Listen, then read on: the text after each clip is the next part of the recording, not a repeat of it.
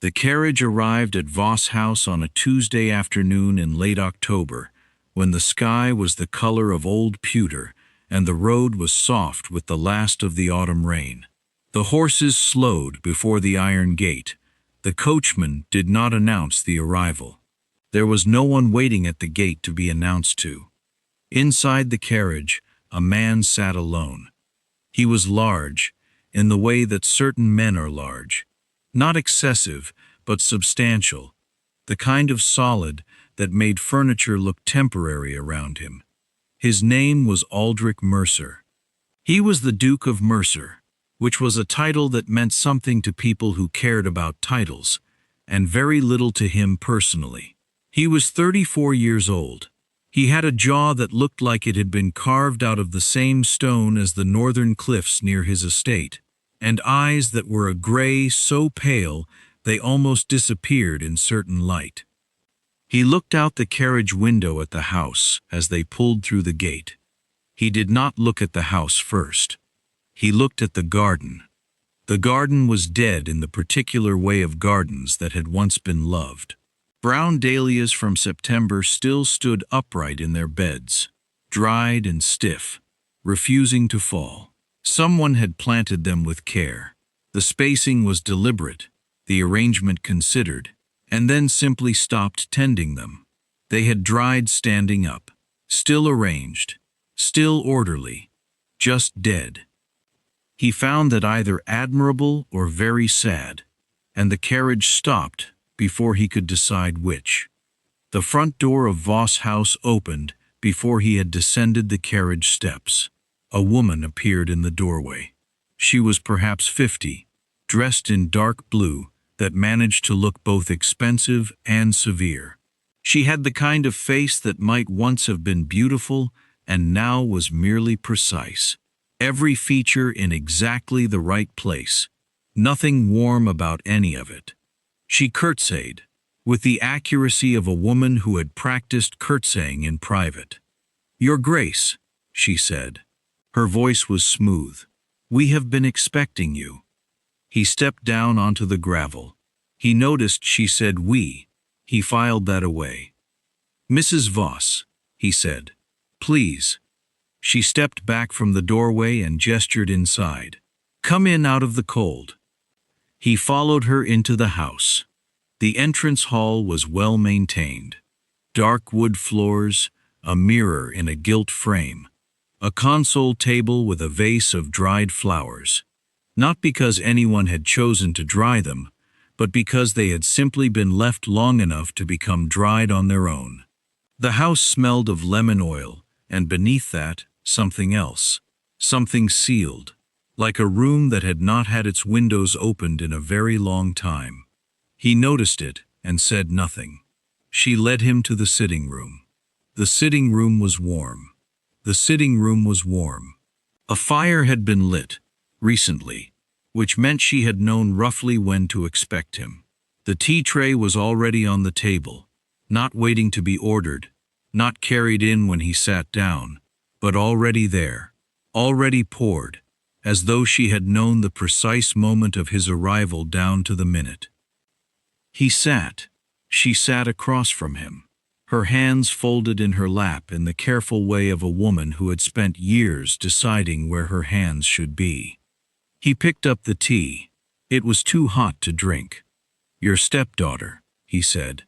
"Ilara." "Yes." Helena Voss smiled. "She is so looking forward to meeting you properly. I would like to see her." "Of course." The smile did not change. "She is resting at the moment. She has not been well." He set the teacup down without drinking from it. "Not well," he said. "She tires easily." Helena's hands shifted slightly in her lap. "She is a sensitive girl. The anticipation of the arrangements has been a great deal for her." "What kind of illness?" "Nothing serious." She said it too quickly, and then added, more slowly, "Nerves. She has always been susceptible to nervousness. It is her nature." He looked at her. She looked back at him with the expression of a woman who was very comfortable being looked at and very practiced at showing nothing. "When can I see her?" he said. "Perhaps this evening," Helena said. "When she has rested. She would not want to receive you looking pale." He did not respond to this. He looked at the fire instead. It was burning well. Someone had stacked it with good wood and managed the air properly. That part of the house, at least, was being cared for. "This house was your husband's," he said. Not a question. "Yes." A slight shift in her voice, barely perceptible. "My late husband's, Thomas Voss. He died 4 years ago. And the girl, Ilara, she is his daughter from his first marriage." "That is correct. And the estate?" Helena's hands settled. "The estate is managed." That was not an answer to his question. He noted that as well. "The arrangements between my father and Thomas Voss were made 11 years ago," he said. "When Ilara was 11 and I was 23, I was told she was aware of those arrangements." "She is," Helena said. "She has been prepared." He picked up the teacup again. It was still too hot. He drank from it anyway. "I will see her this evening," he said. It was not phrased as a request. Helena smiled with the lower half of her face. "Of course, Your Grace." He was shown to a guest room on the first floor. It was a good room. Large window, clean linen, the kind of quiet that only old houses have. He did not unpack his bag. He sat in the chair by the window and looked at the garden from above. From up here he could see more of it. The beds were extensive. Someone had put real thought into this garden once. The paths curved intelligently, the taller plants placed to give shelter to the shorter ones, the whole thing designed to bloom in succession from spring through autumn. A garden meant to be inhabited, not merely looked at. The dahlias were not the only things dead. Most of the beds were. But here and there, stubbornly, a few things had survived on their own. A rose bush near the east wall, unpruned and wild now, still holding a few dried red hips. Some kind of silvery herb along the path border, apparently impervious to neglect. One lavender plant, enormous and overgrown, half fallen over, still faintly purple, even in October. Things that had found a way to keep going without anyone tending them. He looked at the house around him. He listened to it. Old houses talked if you were patient. They creaked and settled and breathed. This one was doing something he couldn't name. A kind of held silence. Not peaceful quiet. The other kind. He got up. He went back into the corridor. First floor held 6 rooms. He walked the length of it without ceremony.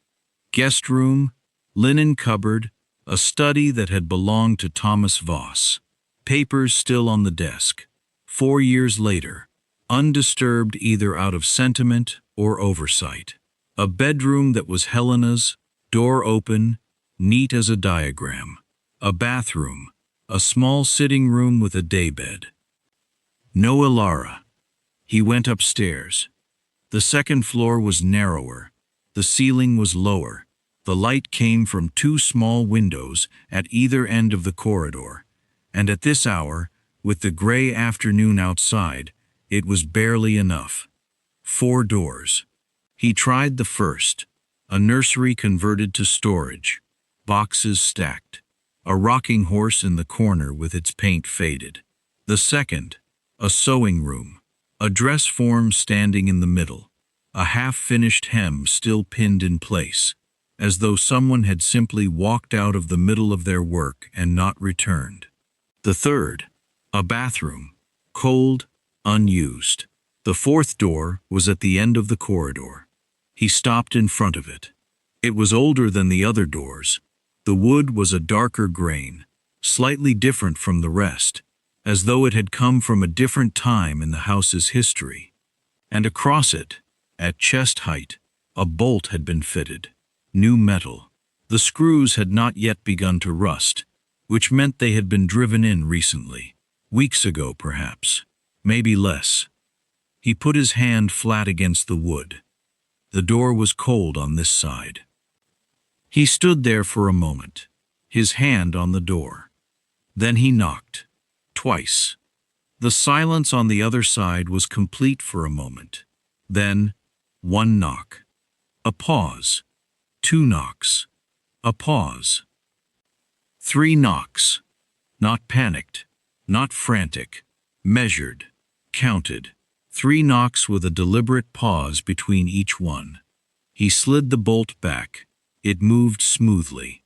Recently oiled, he noted, which was a strange detail. Why oil a bolt you intended to keep closed? Unless Helena had expected to open it herself, at some point, on her own terms.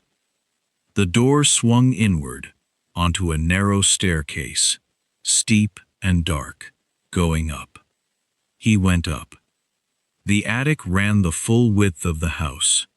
At the far end, a small window let in the gray afternoon light, and the light fell in a column onto the wooden floor, and in that column of light, sitting on the floor with her back against the wall, was a young woman.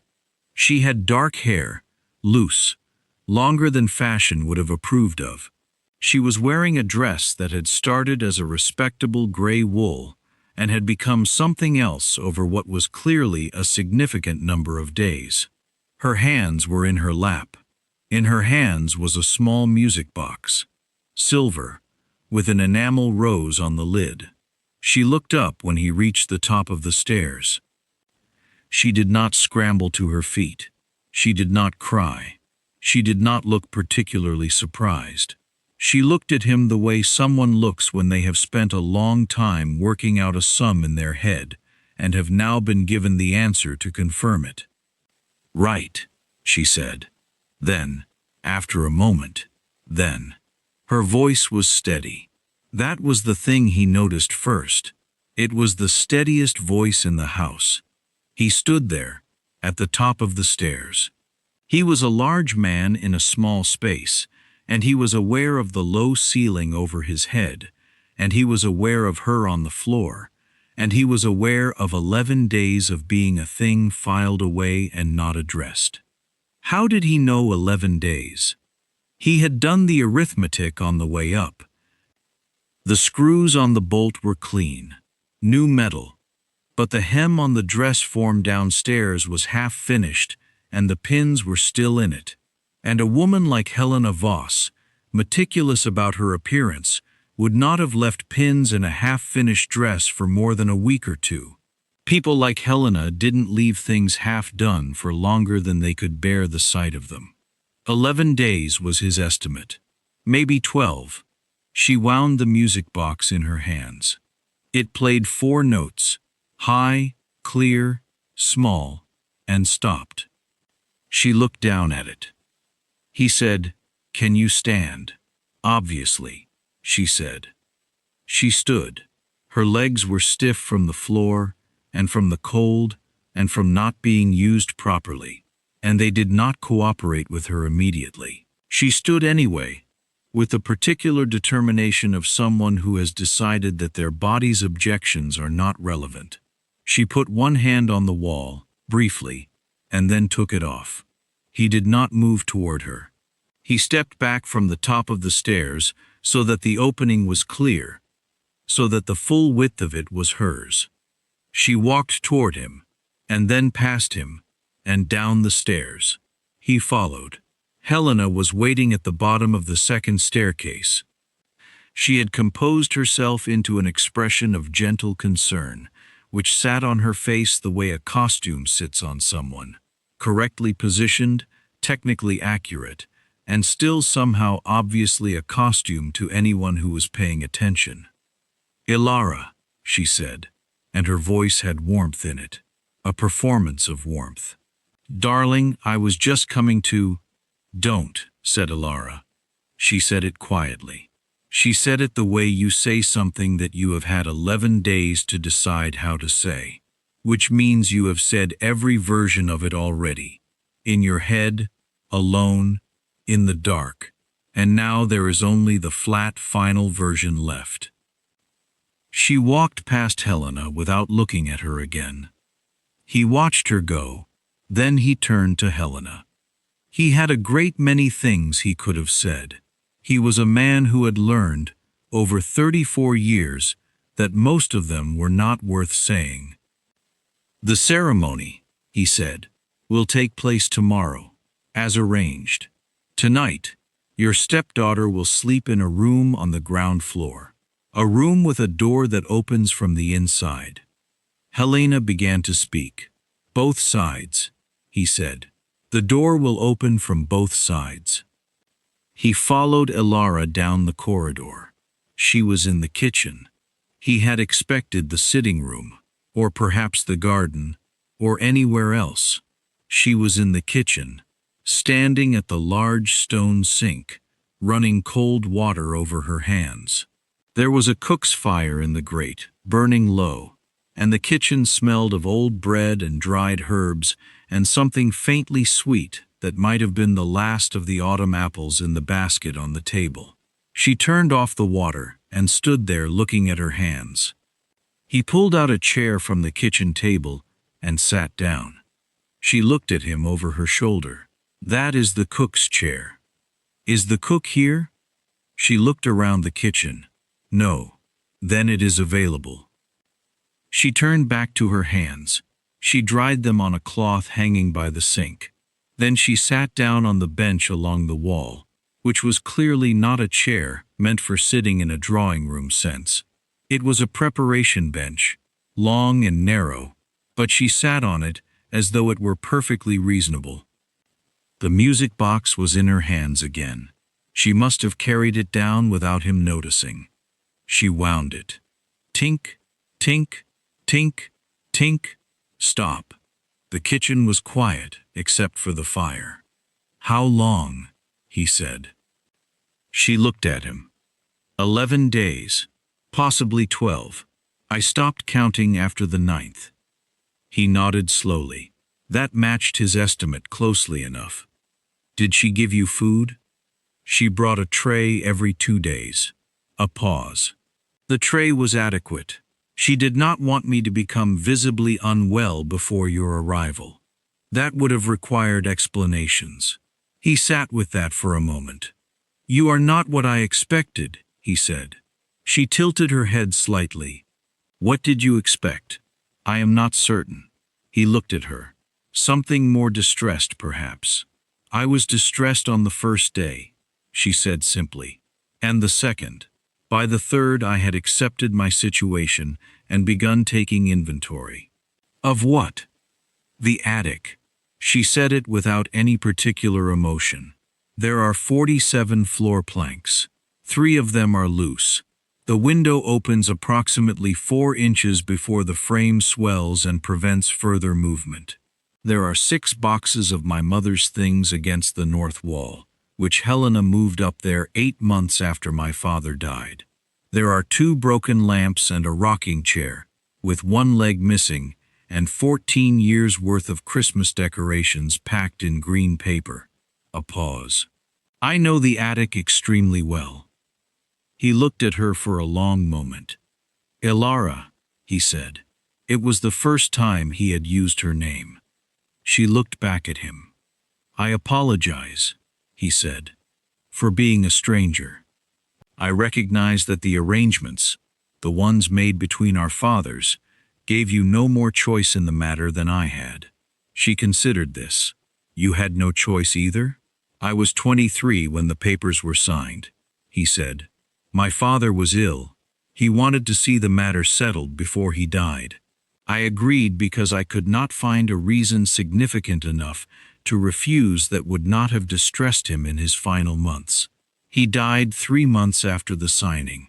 She looked at the music box in her hands.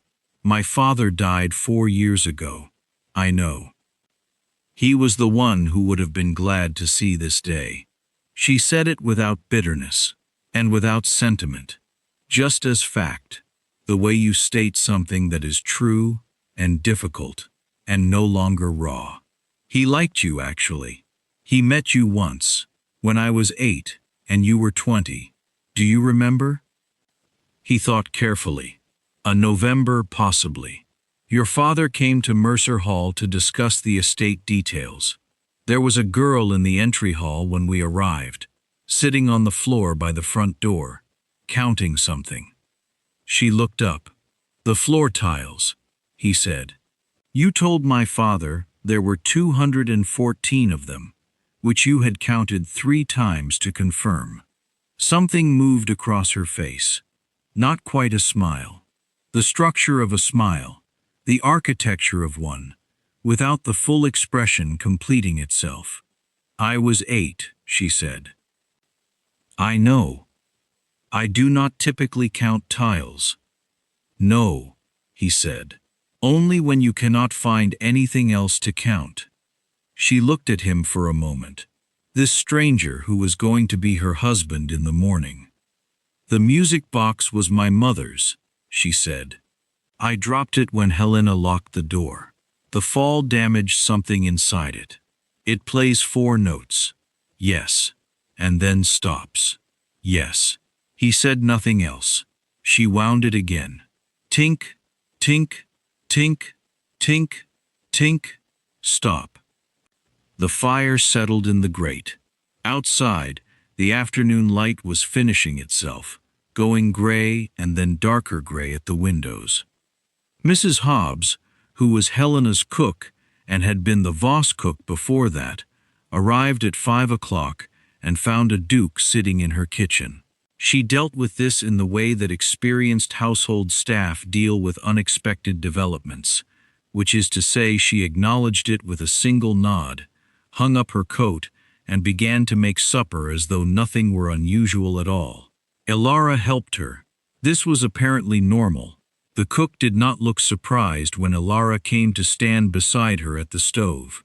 Elara knew where things were, moved around the kitchen without hesitation, and when Mrs. Hobbs said, "The big pot, love," she retrieved the correct pot without being told where it was kept.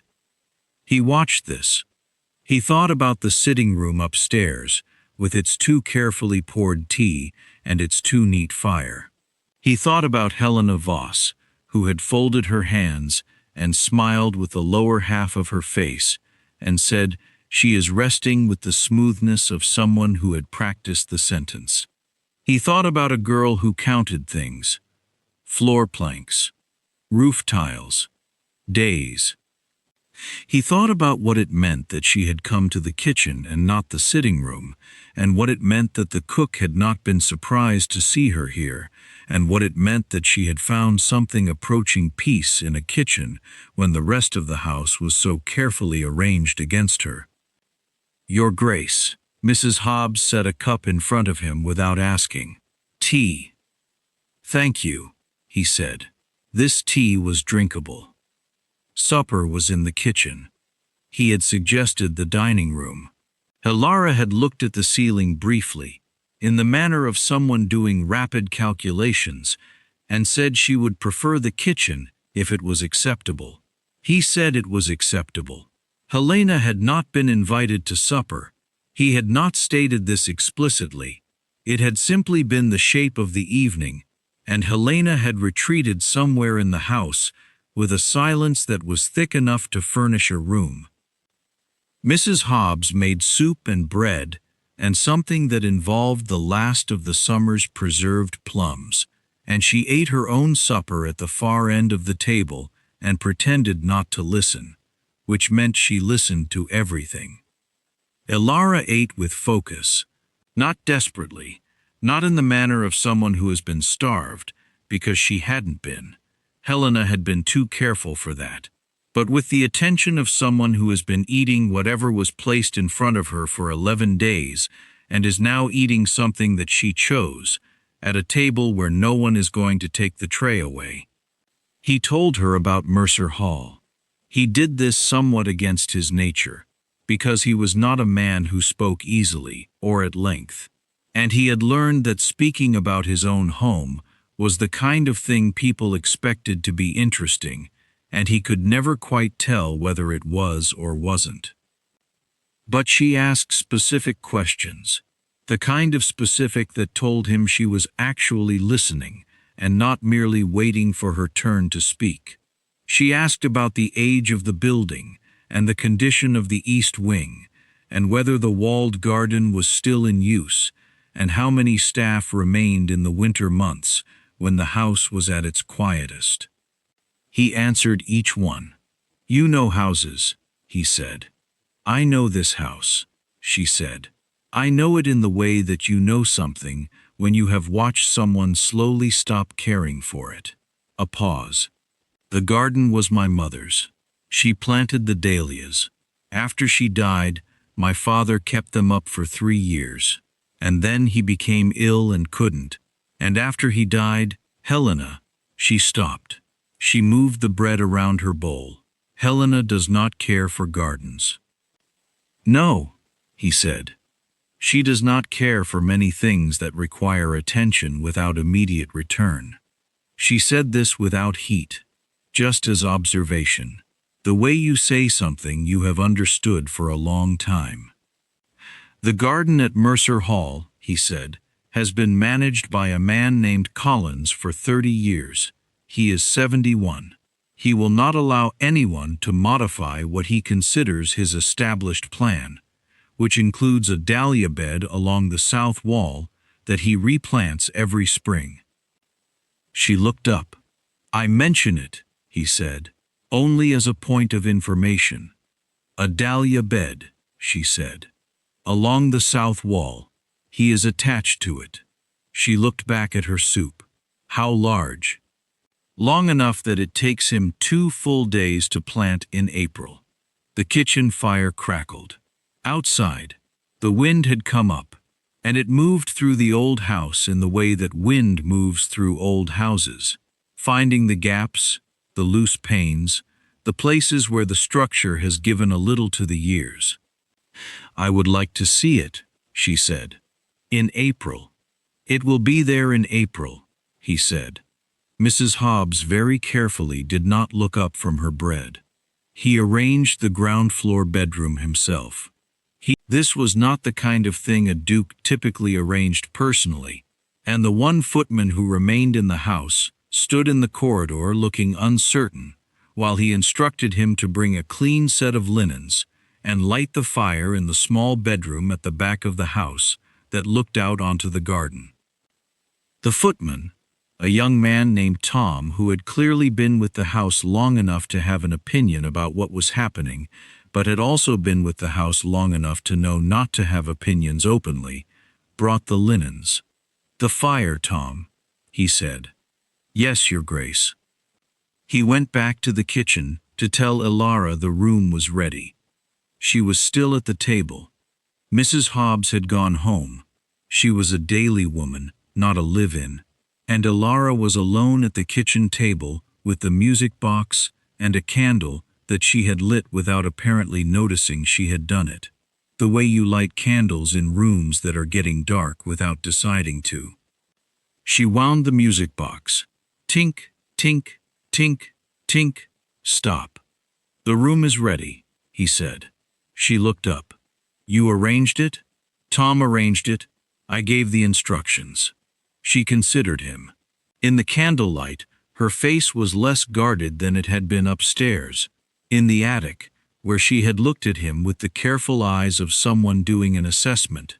Here she looked simply tired, in the deep way of someone who has been keeping themselves very steady for a long time.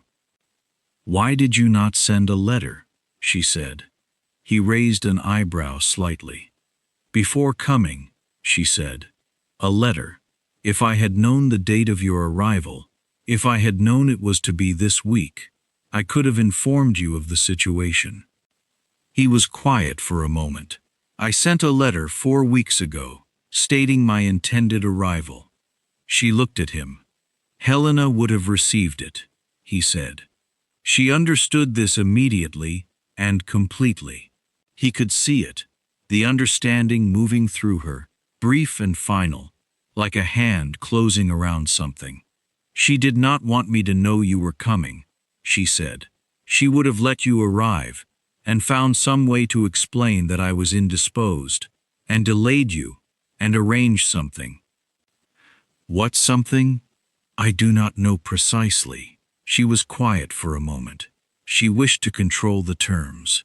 She always wishes to control the terms. He pulled out a chair and sat down across from her at the table. "Tell me about Helena Voss," he said. She looked at the music box. "She married my father when I was 12. She was not unkind in the beginning. She was efficient. She managed the house well. She liked things ordered. She liked to know where everything was and why." A pause. "That included me." He waited. "When my father was alive, I was useful to her. I was the daughter of Thomas Voss, which made her the stepmother of Thomas Voss's daughter, which was a position. After he died, I was less useful. His estate passed to me, in trust, until my marriage or my 25th birthday." She said it plainly. "I am 22. He nodded slowly. "She manages the estate," Ilara continued. "She has managed it since my father died. The trust terms allow for that, pending my marriage. But once I am married, the management transfers," he said. "Yes." She met his eyes. "She has been in no hurry to see me married." There was a long moment of quiet. "And the attic," he said. She looked at the music box again. She had been growing more controlled in the months before your letter would have arrived. "I think perhaps she had heard rumors that you intended to follow through on the arrangement. She moved my things from my bedroom to a smaller room in February. In August, she dismissed the last of the regular staff, except for Mrs. Hobbs, who has been here 30 years and cannot be dismissed by anyone short of God himself." He almost smiled. "And then, 3 weeks ago, she told me that my behavior had become unsuitable, and that I was to remain in my rooms until I learned to conduct myself appropriately." A pause. "My behavior had been to send a letter to your solicitor, inquiring about the date of your arrival." He was quiet. "She found the draft," Ilara said. "I had not yet sent it. And the attic. She said my rooms were too comfortable for someone who was making trouble." She said it without expression, the way you say something that you have processed entirely and have nothing left to feel about. She said the attic would give me time to think. About what? About being grateful for the position I had. She looked at the candle. About not interfering with arrangements that were being made for my own benefit. The candle flame went very still in the quiet kitchen. "She is wrong," he said, "about the arrangements. The arrangement is mine. It was between my family and your father. It has nothing to do with her position, or her management, or her terms. I know. She knows this as well." "Yes." Ilara looked at him. "That is why she put me in the attic." He stood outside Helena's sitting room door for a moment before he knocked. He gave her the courtesy of a knock because he was that kind of man, not because she deserved it. She opened the door. She had changed her dress. She looked composed and prepared, and faintly dangerous in the way of a person who has done the calculus of their situation and believes they still hold sufficient cards. "Your Grace," she said. "Mrs. Voss." He stood in the doorway. He did not go in. "Tomorrow morning, before the ceremony, I will require a full accounting of the estate's finances for the past 4 years. Every transaction, every expenditure, every arrangement."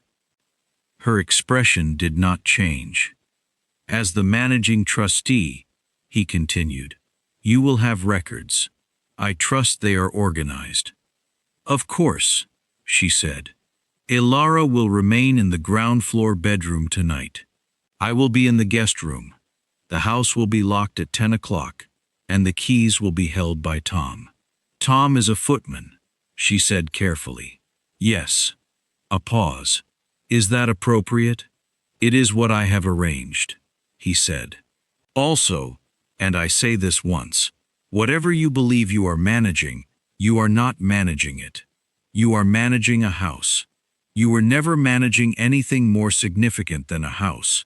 The estate, the trust, the arrangement, the girl, none of that was yours. It was held in custody, and the custody is ending tomorrow. She looked at him.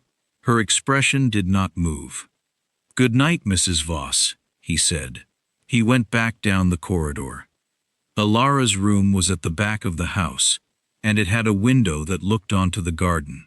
She stood at the window for a while in the dark and looked at the shapes of things outside. The beds, the paths, the dahlia stalks, pale in the moonlight. The moon had come out now, the clouds moving past it, and the garden was silver and gray and entirely still. She sat on the edge of the bed. She was clean. She had washed, properly, for the first time in days, using the bathroom at the end of the hall that was finally warm because Tom had brought up hot water without being asked, which told her something about Tom that she already knew. Tom had been with the house since he was 16. He had looked at her when she came downstairs this afternoon with the expression of a person who was very relieved and also very careful not to show it. She understood that. She understood careful. She wound the music box. Tink, tink, tink, tink, stop. She looked at it in the candlelight. It was silver, small enough to fit in one palm, with a rose on the lid done in pink and red enamel that had chipped in 2 places over the years. Her mother had wound it every night before bed. She had been 3 when her mother died, and she did not remember this exactly, but she knew it the way you know things you learned before you had words for them. In the body, in the hands, in the way winding it felt necessary at night. She turned it over and looked at the bottom. There was a small panel there, a sliding piece of tin, which she had never opened because her father had told her, when she was small, that the mechanism was delicate and she shouldn't fiddle with it. She had not fiddled with it. For 19 years she had not fiddled with it. She looked at it for a long moment. Then she slid the panel open. Inside was a tiny mechanism, a cylinder, small pins, a spring. She looked at it, tilting it toward the candle. One of the pins was bent. She could see it clearly. A single pin, knocked out of alignment by the fall, and it was catching on the cylinder as it turned, which was why it stopped at the 4th note. She looked at the bent pin. She looked around the room. On the small table beside the bed there was a pin cushion. It had been placed there because this room was occasionally used for sewing, which told her that Helena had not thought carefully about which room to put her in. On the pin cushion were straight pins. She took one. She worked carefully. The candle light was adequate. She was patient. She had learned patience in the attic, and she had already known it somewhat before that. She worked the pin into the tiny space inside the mechanism, against the bent one, pressing gently, feeling for the resistance, adjusting. The mechanism was small. Her hands were steady.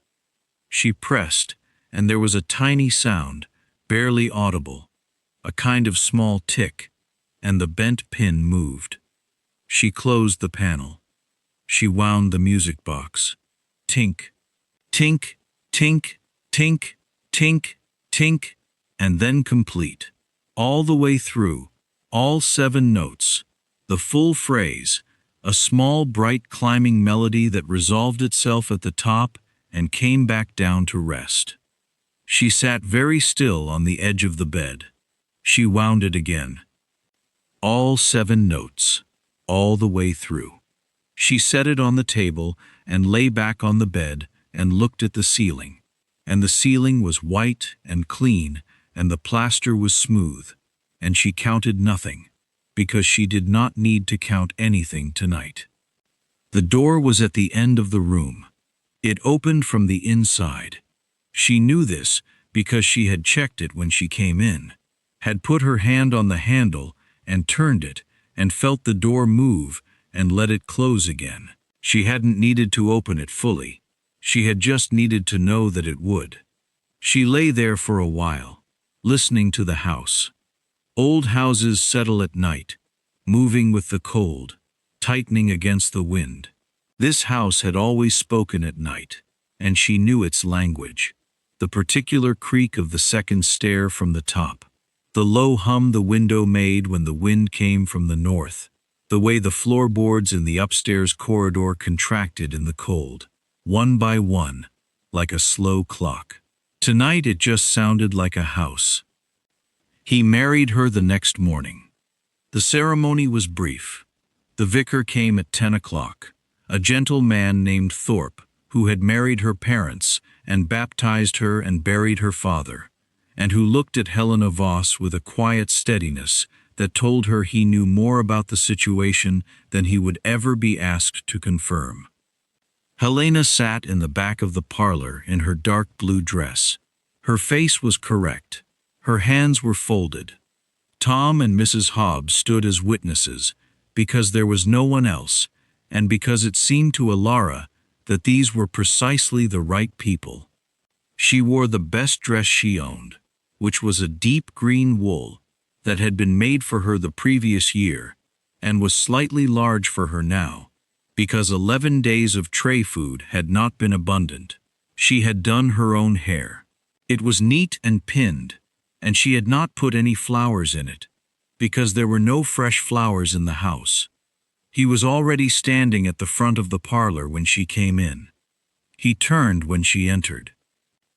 He looked at her the way he had looked at her in the attic, with full attention, taking inventory, deciding something, and then he simply faced forward again and waited.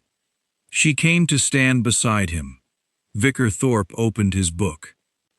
The words of the service were old, familiar, worn smooth by use. She had heard them at other people's ceremonies and always found them both very serious and very strange, the way promises sound when you say them aloud to another person for the first time. Permanent things said in a small room in the morning, as though permanence were something you could schedule. She said her part clearly. He said his part with the same economy he applied to everything. Precise, complete, nothing extra. Vicar Thorpe said the final words. She was married. Carriage was brought around at 1 o'clock. She had almost nothing to pack. This would have distressed most women. It did not distress her. The things she valued most were few, and she knew exactly where they were. The music box, a small portrait of her mother that had lived on her bedroom wall for 20 years, a book of botanical illustrations that had been her father's, and a winter coat that was genuinely warm. Everything else was either replaceable or had no particular claim on her. She was in the entry hall with her bag at 12:30 when Helena came to find her. Helena stood in the hallway and looked at the bag and looked at Elara. "I want you to know," Helena said, "that I did what I believed was best." Elara looked at her. She had prepared for this, actually.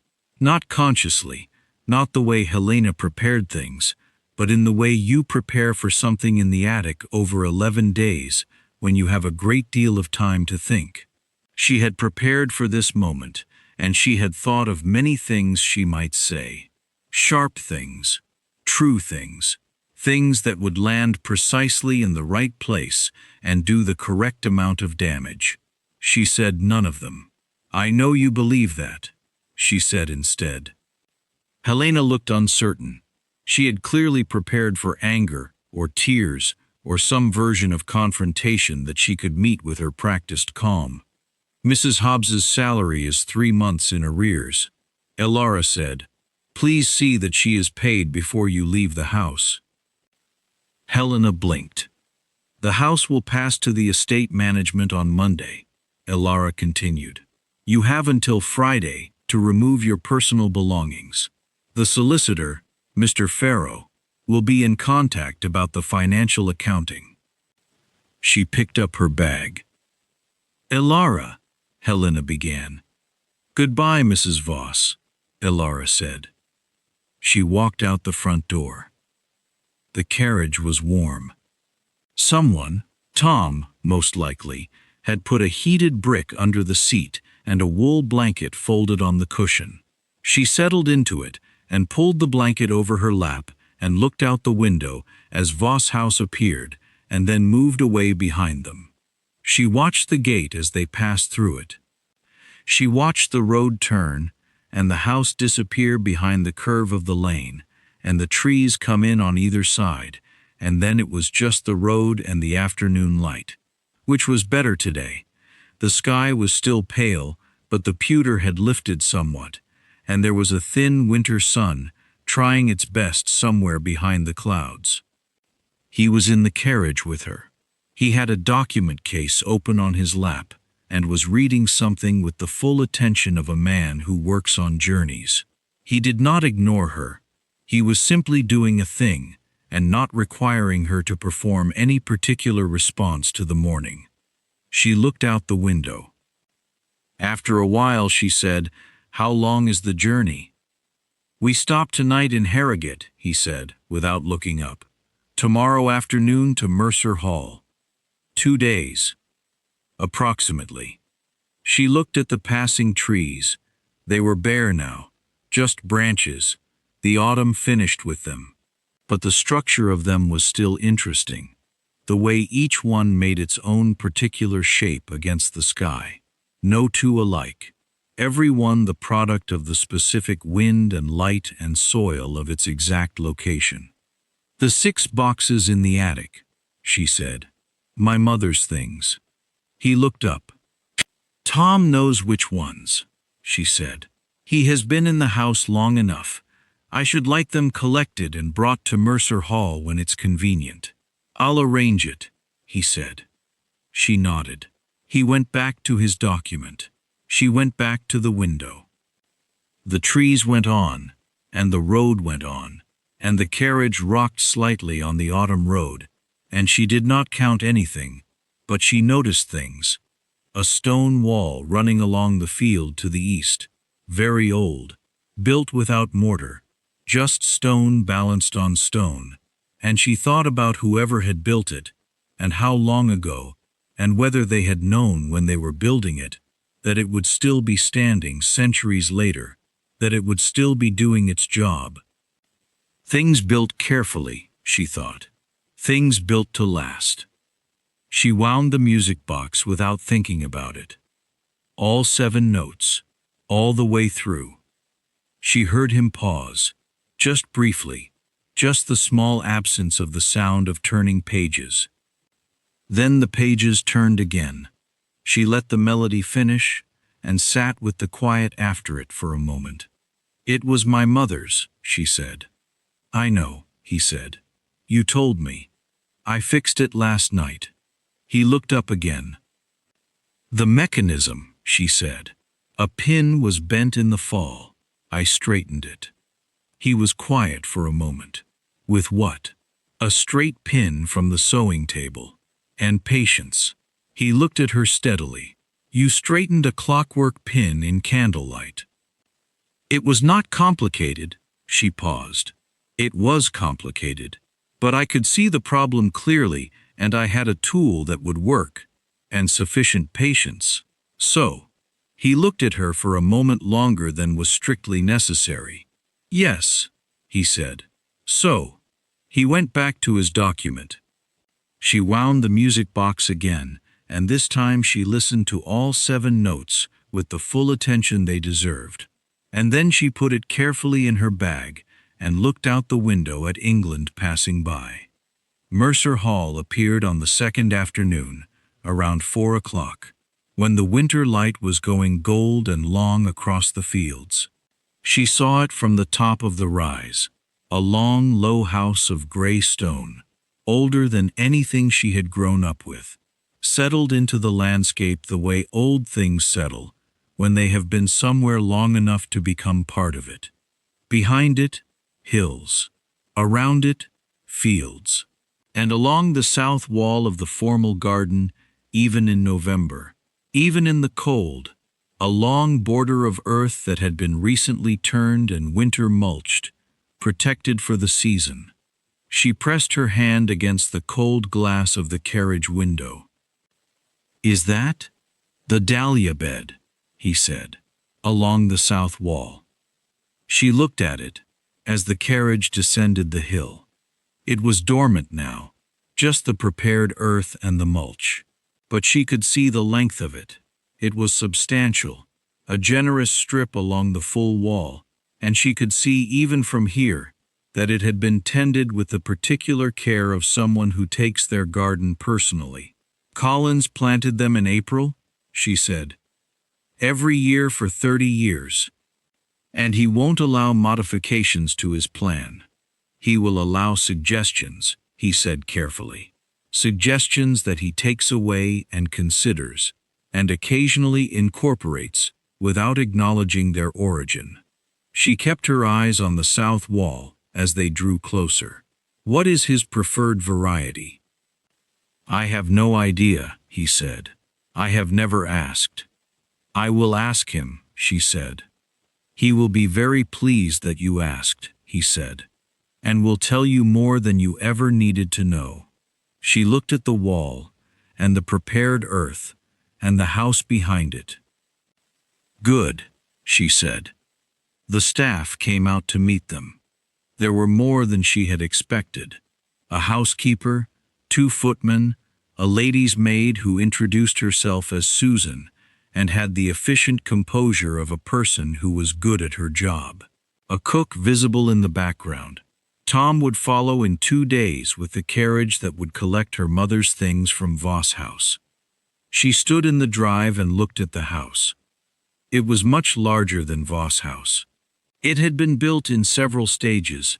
She could see this in the stone, the slight variations in the color, the way the east wing was a decade newer than the central block, and the west wing newer still. Someone had loved this house incrementally, added to it, expanded it, when there was reason to. It was not a perfect house. It was a real one. "The east wing," he said quietly beside her, "has been largely unused. It would be yours, to do with as you prefer." She looked at the east wing. Stone, old framed windows, a chimney that would need inspecting. "How many rooms?" 8, not counting the connecting corridor. "And the garden, the walled portion, is Collins the only one who tends it?" "He has a boy who digs, but the planning and the planting are his." She nodded slowly. "I would like to speak with him tomorrow." "He will be in the garden at 7 o'clock, he said. "He is always in the garden at 7 o'clock, in every season, even in November." "Then I will be in the garden at 7 o'clock. He looked at her, not with the assessing look of the attic, with something else, something she didn't have a word for yet, and wasn't in a hurry to name. "Come inside," he said. "It's cold." She followed him in. The house was warm. The fireplaces were going, all of them it seemed, which meant someone had spent the day preparing for their arrival. The entrance hall was not like Voss House's entrance hall. It was higher, older, the stone underfoot actual flagstone, worn smooth by a very great number of years of people walking across it. The walls had portraits on them. The dark old kind, the kind where the paint has deepened with age and the faces look very certain of themselves. She looked at them as she walked past. Mercer faces, presumably. Generations of them, looking out of the paint with varying degrees of confidence. A woman in a red dress from some previous century.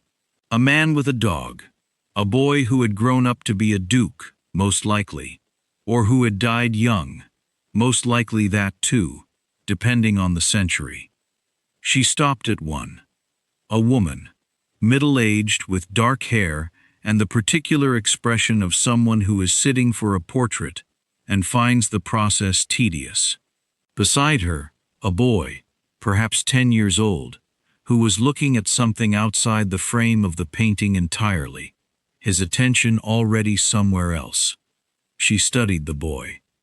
She looked at the man beside her. "Your mother?" she said. He looked at the portrait. "And myself." "Yes. You were looking at something outside the frame." Collins had just dropped an entire tray of seedlings in the drive, he said. "I was watching him attempt to recover them." She looked back at the portrait. The boy's expression was entirely absorbed, not amused exactly, but fully present, watching something, missing nothing. "Did he recover them?" "Some of them." She looked at the woman in the portrait. Her expression was not warm, exactly, but it was intelligent, and there was something in it, around the eyes, that was watchful in the same way the boy's was. Watchful, paying attention. "She looks like she noticed things," Elara said. "She did," he said. "She died when I was 14. She noticed a great deal in 14 years. She turned from the portrait and looked at the hallway stretching ahead of them, the fire at the far end, the warmth coming from somewhere above, the solid stone underfoot. "I notice things too," she said. "I know," he said. "I noticed, for instance, that you looked at the garden first when you arrived at Voss House. Before the house, you looked at the garden and you worked out something from it."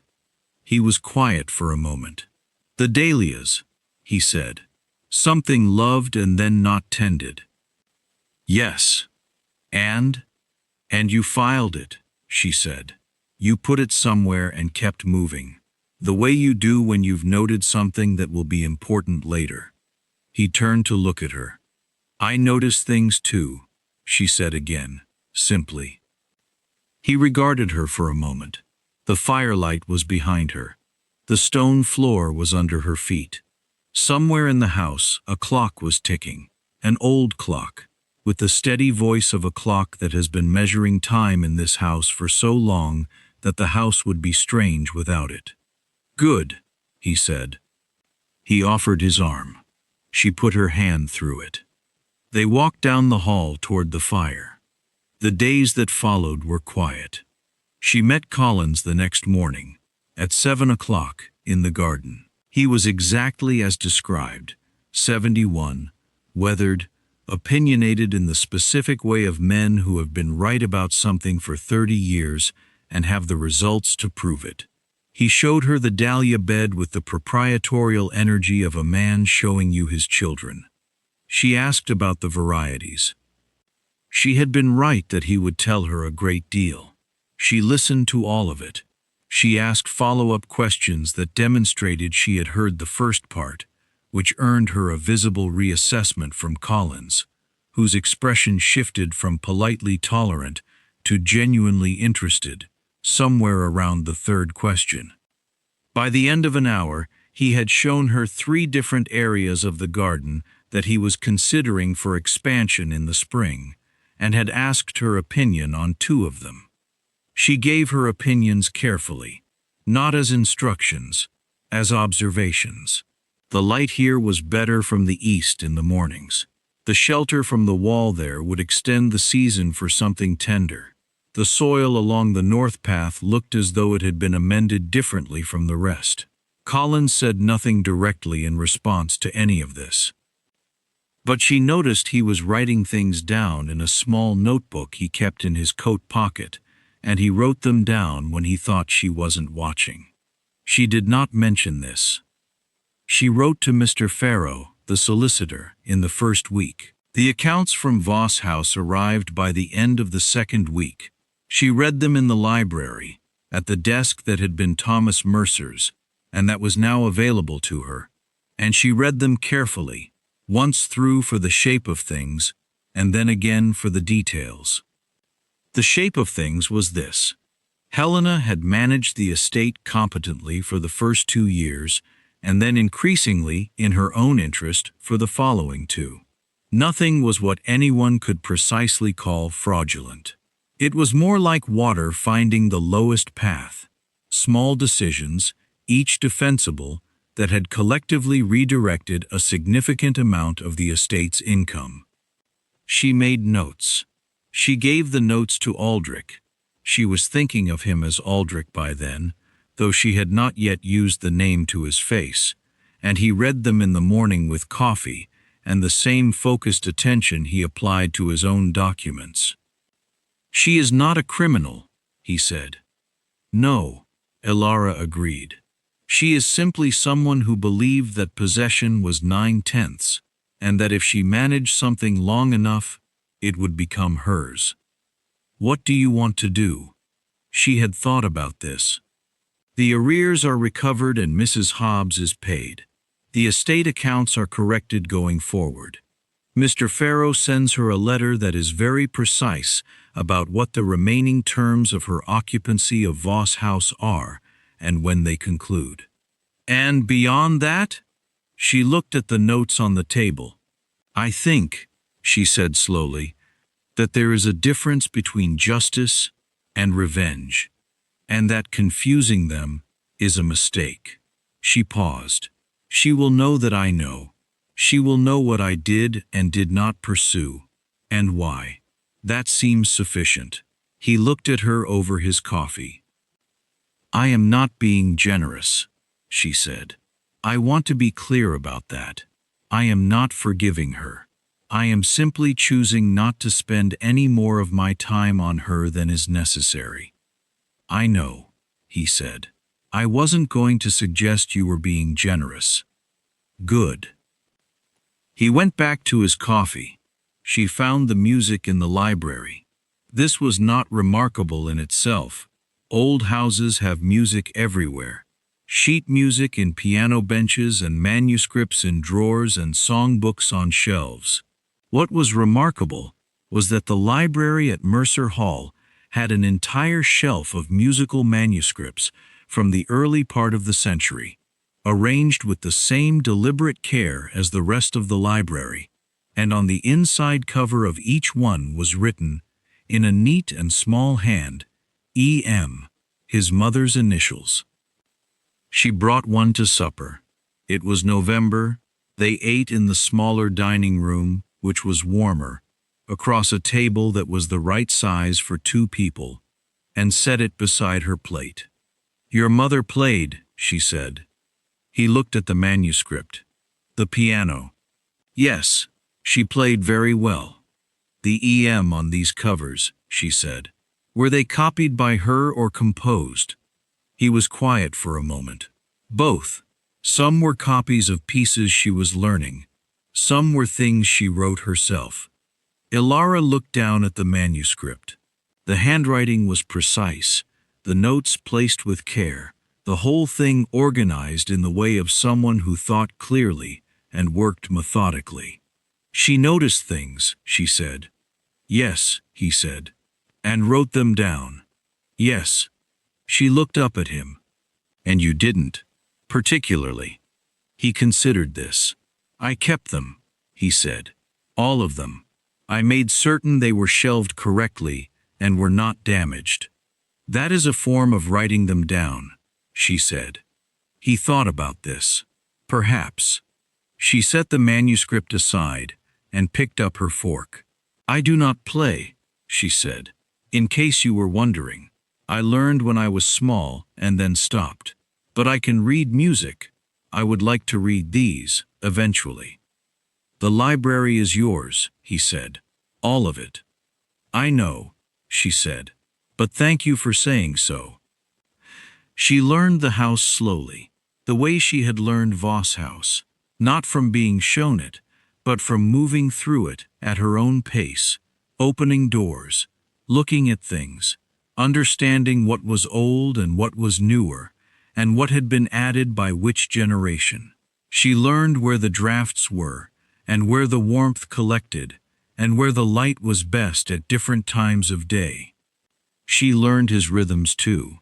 He worked early and long, he ate reliably, he was in the library in the evenings, and he occasionally stood at the long window of his study, looking at the North Hills with the particular stillness of a man who is thinking about something specific and doesn't need to talk about it.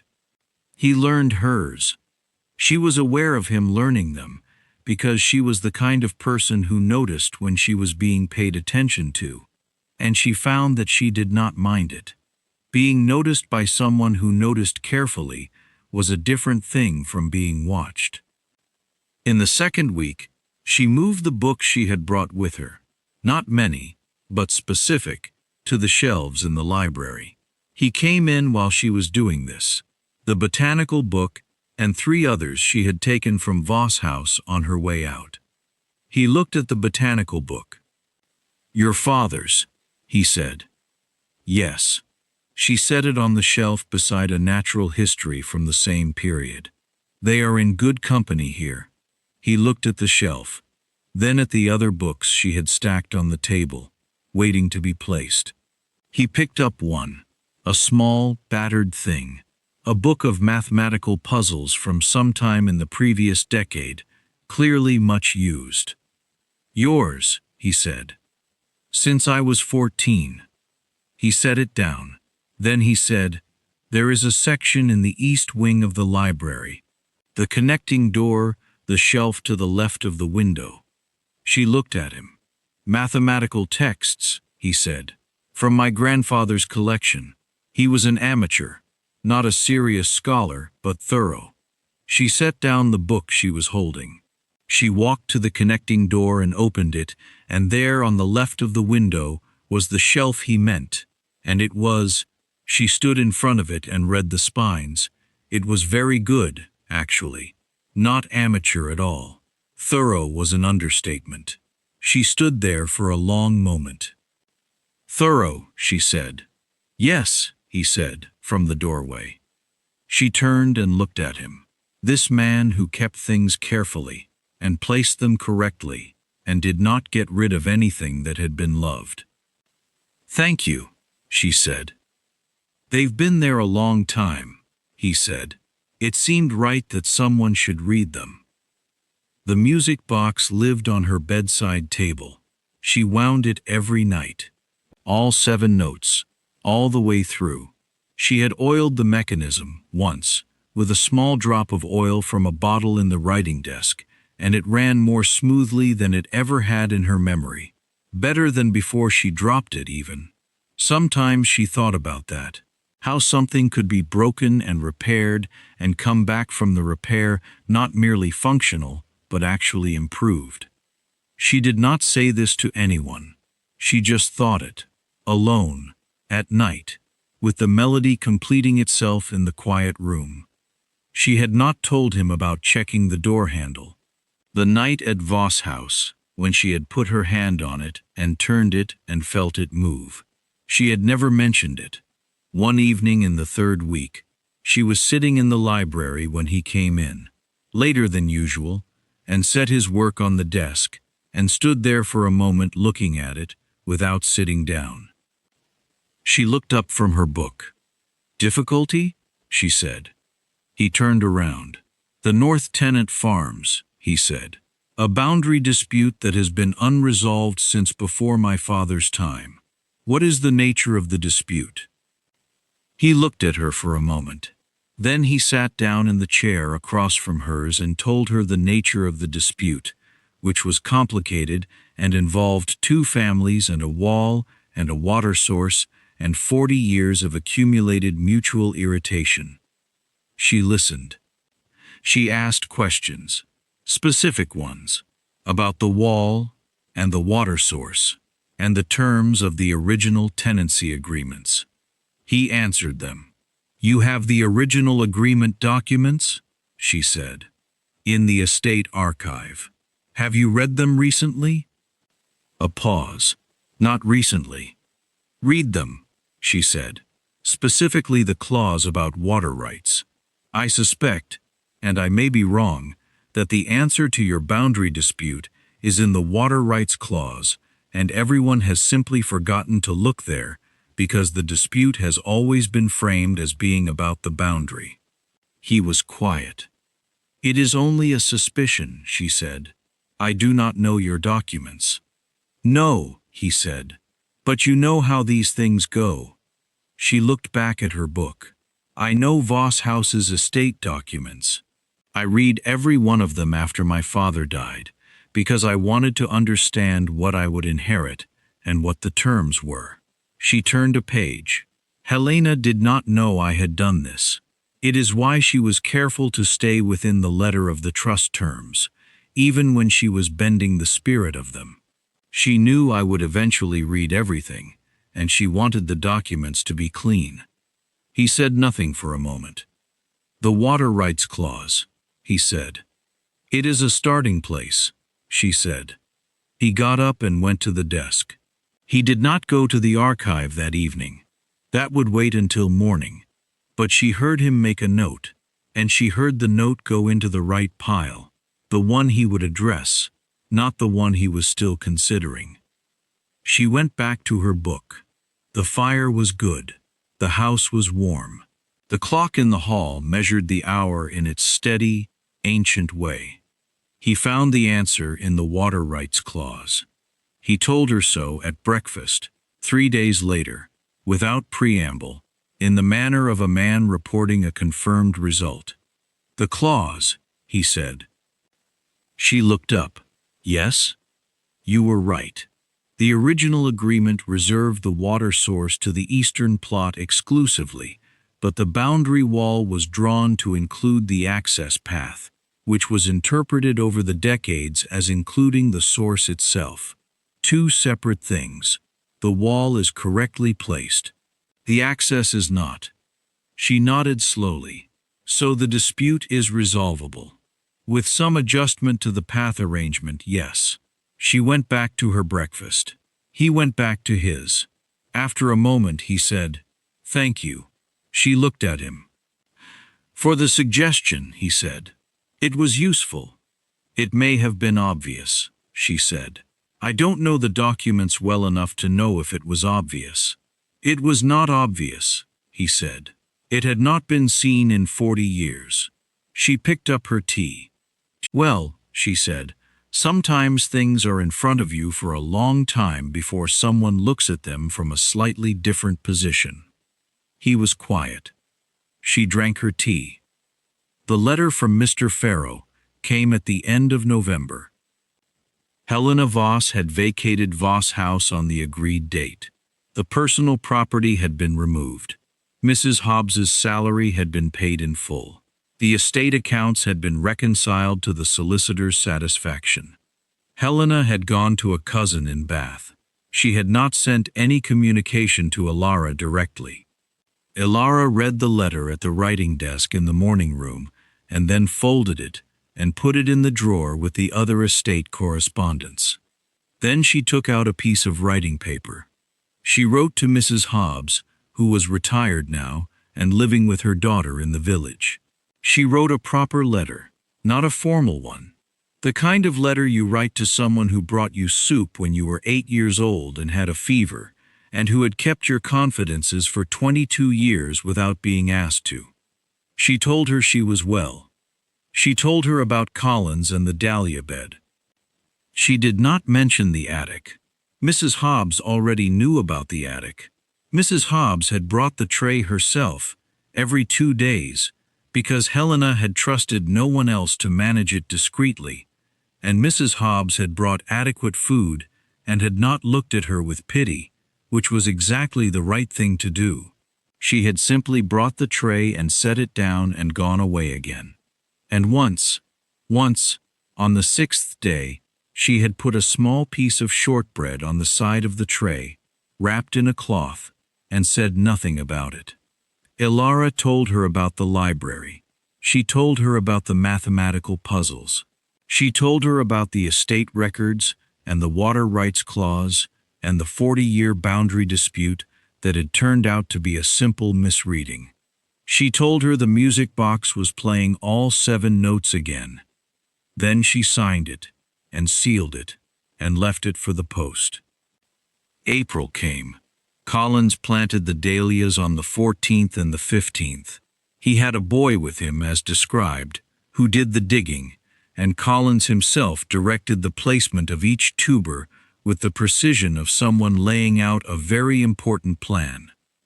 She was there both mornings. She did not interfere. She watched. And when he wanted to talk about what he was doing, she listened. And when he did not want to talk, she was simply present, which was, she had come to understand what Collins most valued in an observer.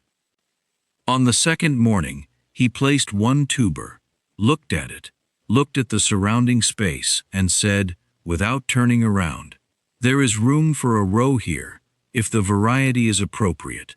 Something shorter. You'd have the height behind, and the color in front." He said it to the air in front of him, to the garden, not directly to her. She said, "The Bishop of Llandaff is compact and very red." A pause. "It is," he said.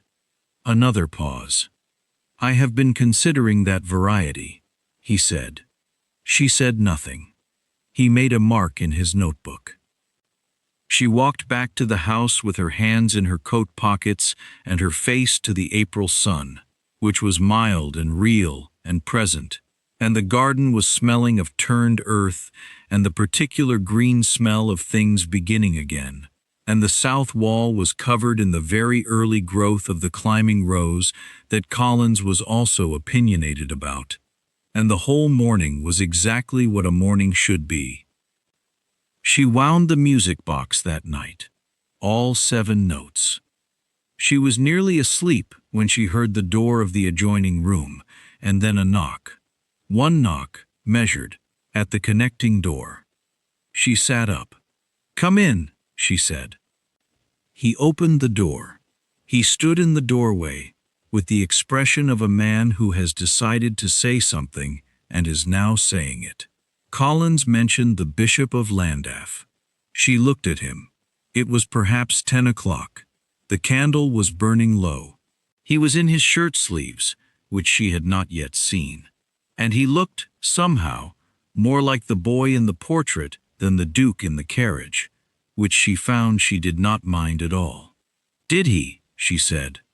"He mentioned it as though he had thought of it himself." "He may have," she said. "He considers suggestions carefully before incorporating them." He looked at her for a moment. "You are managing him," he said. "I am not managing him," she said. "I am gardening with him. Those are different things." He leaned in the doorway. "What is the difference?" "Managing is about control," she said. "Gardening is about patience. You provide conditions. You wait. You do not force anything. Things grow or they do not. And if they do not, you consider what condition was missing and try differently next year." He was quiet. "I am very tired," she said, "because I have been in the garden since 7 o'clock, and it is now 10. "I know," he said. "I only wanted to say, Collins was pleased." "I know he was," she said. He wrote it in his notebook. He almost smiled. She had seen it before, the structure of a smile, arriving and almost completing, and then settling back into quiet. "Good night," he said. "Good night," she said. He went back through the connecting door and left it open, the way the door was left open some evenings now, so that the warmth traveled between the rooms and the house sounded like one place instead of 2. She lay back and looked at the ceiling. She did not count the planks. She knew how many there were, but she did not need to count them. She wound the music box one more time. All 7 notes, clear and small and complete in the dark room. And then she set it on the table and closed her eyes. Outside, in the walled garden, the dahlias were in the ground. In 6 weeks, they would begin to grow. She did not think about the attic often. This was not suppression. She was not the kind of person who pushed things under and hoped they stayed there. She had thought about the attic a great deal while she was in it, with nothing but time and floor planks to think about, and she had thought about it carefully and thoroughly, and had arrived at conclusions. The conclusions were as follows. She had been placed in the attic by a woman who understood that isolation was a form of control, and that people who are kept alone and uncertain become smaller versions of themselves, easier to manage, easier to direct.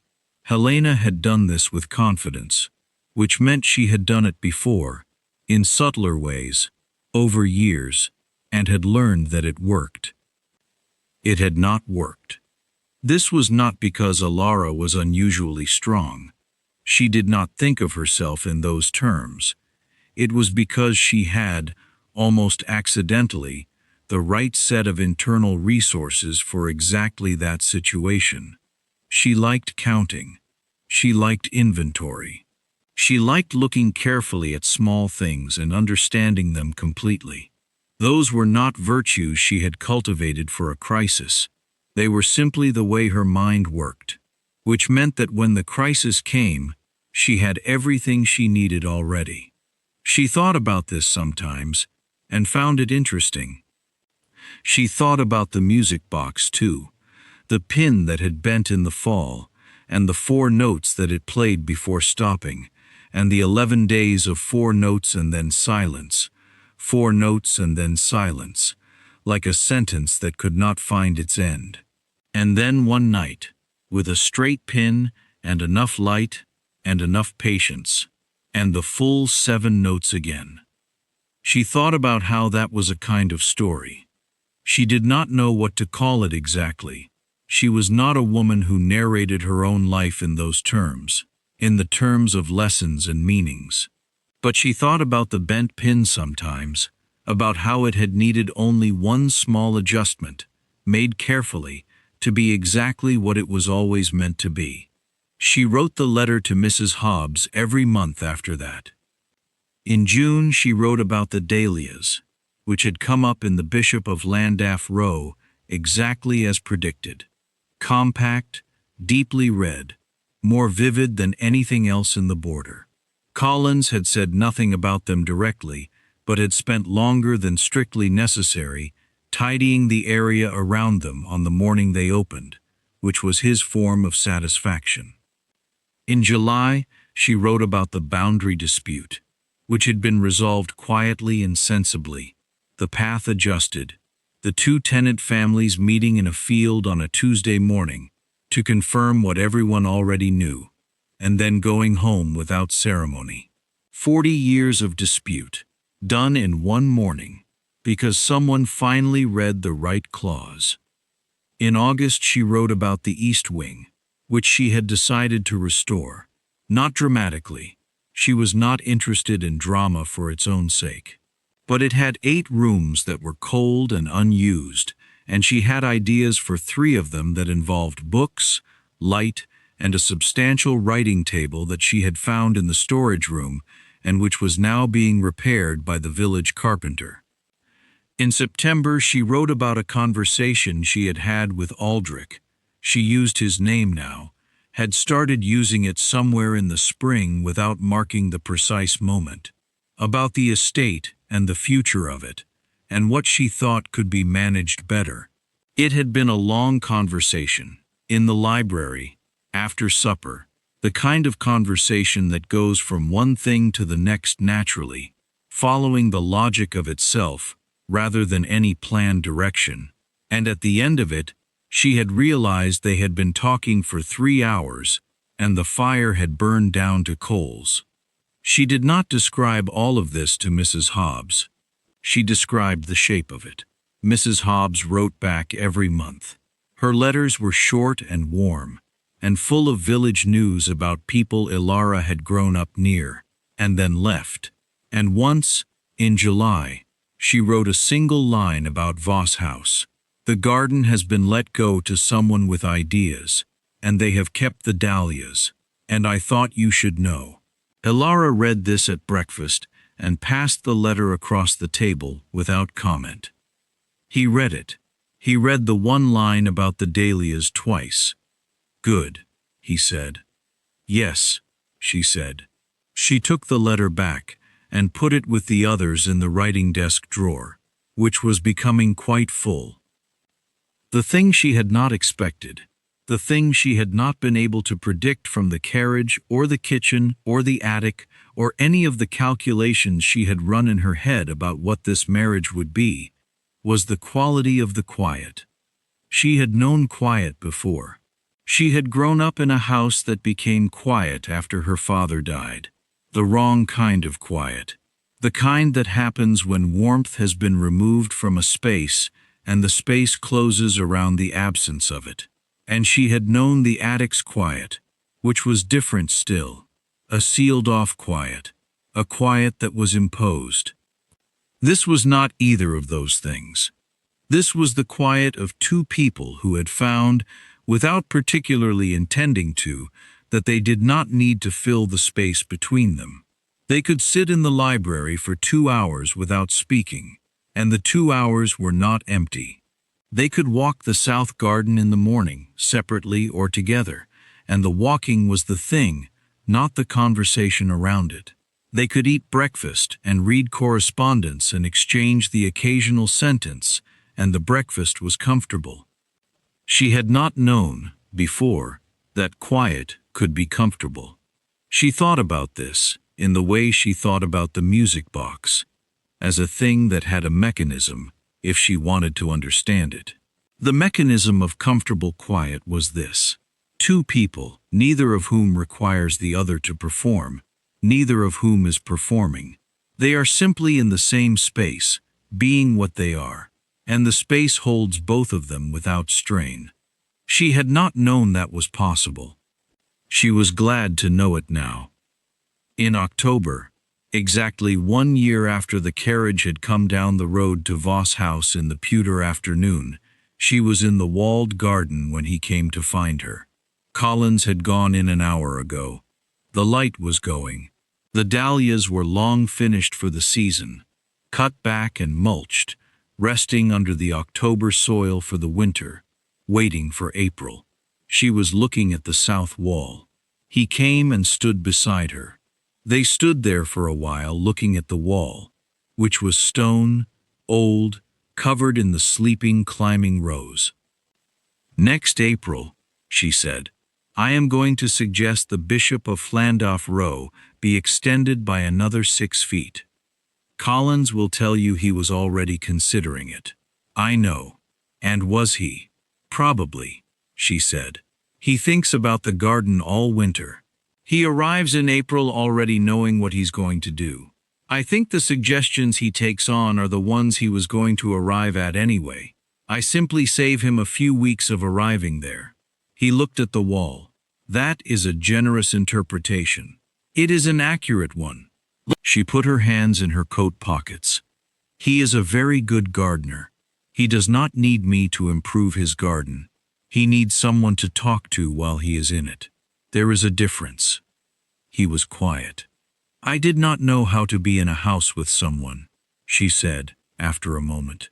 Not as a confession, as an observation. The way she stated things that were true and she had thought through completely. "I knew how to be in a house around someone. Helena, my father, even, I knew how to manage proximity.